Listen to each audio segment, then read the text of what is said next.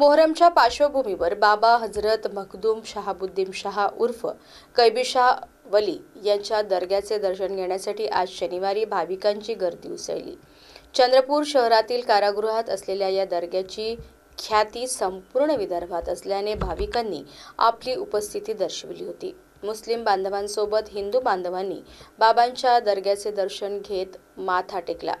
यावेळी भाविकांनी हिंदू मुस्लिम एकात्मतेचे दर्शन घडविले। या प्रसंगी हिंदू मुस्लिम एकतेचे प्रतीक असणारे हजरत मखदूम शहाबुद्दीन शाह उर्फ कैबीशाह वली बाबा यांच्या उर्स यात्रेचे उद्घाटन जिल्हाधिकारी विनय गौडा जीसी व जिल्हा पोलीस अधीक्षक मुमक्का सुदर्शन यांच्या हस्ते करण्यात आले।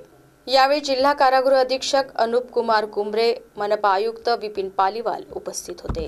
चंद्रपूर जिल्ह्यात मोहरम मोठ्या उत्साहात साजरा करण्यात येतो। मुस्लिम बांधवांसह हिंदू बांधवही हा सण साजरा करतात। मोहरम समारंभापासून भाविक हा उत्सव साजरा करतात। चंद्रपूर शहरातील जिल्हा कारागृहात बाबा हजरत मखदूम शहाबुद्दीन शाह उर्फ कैबीशाह वली यांचा दर्गा आहे। मोहरमच्या नवमी व दशमी या 2 दिवसांसाठी चंद्रपुरातील जिल्हा कारागृह भाविकांना दर्ग्याचे दर्शन घेण्यासाठी खुले केले जाते।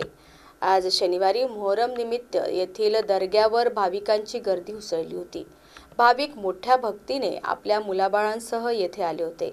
प्रत्येक भाविक अगदी शांततेने दर्ग्यावर माथा टेकून पवित्र जलप्राशन करून बाहेर पडत होता।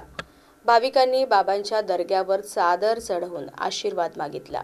यावेळी कारागृह परिसरात पोलिसांचा चोख बंदोबस्त ठेवण्यात आला।